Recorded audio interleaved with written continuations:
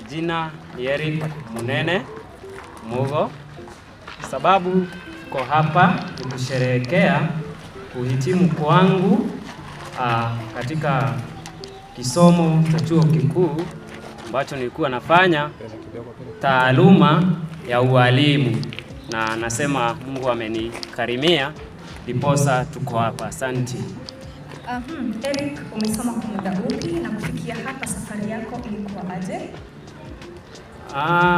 Miaka acha niseme ni Mungu tu, manake ni takriban miaka 5 nimekuwa shuleni, na manake nakumbuka hata wengine walikuwa wanashangaa kijana bado yuwasoma au nini, lakini niseme safari haijakuwa rahisi, lakini kwa ajili ya Mwenyezi Mungu safari imefika tamati. Je, kwa sekunde 15 tuambie leo unahisi aje? Moyoni mwangu niseme nina furaha kuu, manake ni siku kuu, na kama vile Waswahili wanasema ni siku ya ndovu kumla mwanawe, haijaonekana. Shukrani. Tukimaliza, wageni na watu ambao wanapenda wanaungana hapa siku ya leo, tutarajie nini katika sherehe yako? Matarajio ni kwamba nakwambia utatarajia tu kuona ukuu wake Mungu, manake ni furaha. Shukran sana Eric kwa muda wako na kutakia mema na mbawa zako zizidi kwa juu. Asante kwa Joel. Asante sana Eunice. Yeah.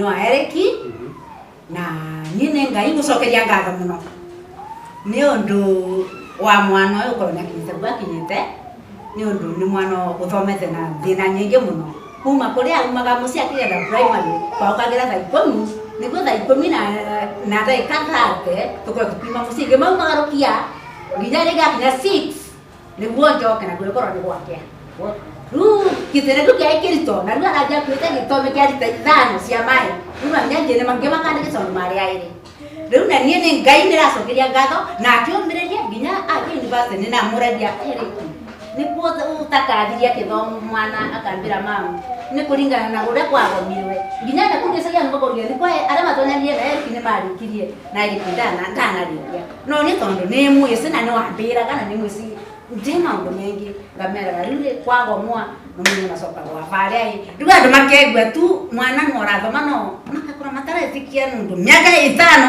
university nyine bwana ngai na ngicokeria ngai ngatho no ndo akumva ukiririria arikie miaka 5 na ningi mucokeria ngatho no ndoka mukimunyita mwana guku mbisa takwa turwa nake tondu uyu ni mwisi muno anake no mbisi muno rura na vile guku na vile mwana no akinya kuri the na nyina na mwaru wa nyina na God ngai amurathime na mwikire wendo ucio